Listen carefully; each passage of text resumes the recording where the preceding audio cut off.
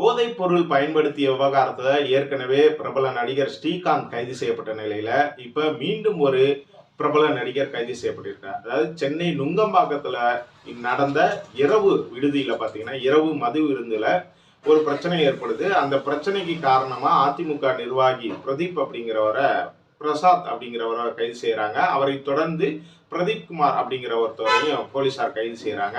இவங்க கிட்ட நடத்தின விசாரணையில ஸ்ரீகாந்த் வந்து இவங்க கிட்ட கொக்கைன் போதைப் பொருளை வாங்கி பயன்படுத்தினது தெரிய வருது. இதன் அடிப்படையில என்ன பண்றாங்கன்னா, ஸ்ரீகாந்தை கைது செஞ்சு போலீசார் விசாரணை நடத்துறாங்க.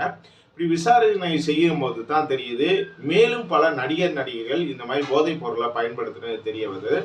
அதன் அடிப்படையில் என்ன பண்றாங்க, போலீசார் தொடர்ச்சியா விசாரணை பண்ணும்போது, முக்கியமா கழுகு படத்துல நடித்த நடிகர் கிருஷ்ணாவும் வந்து இந்த போதைப் பொருளை அதிகமா பயன்படுத்தினது தெரிய வருது. அதன் அடிப்படையில் அவரையும் விசாரணைக்கு பண்றாங்க. அப்ப வந்து அவர் வாட்ஸ்அப்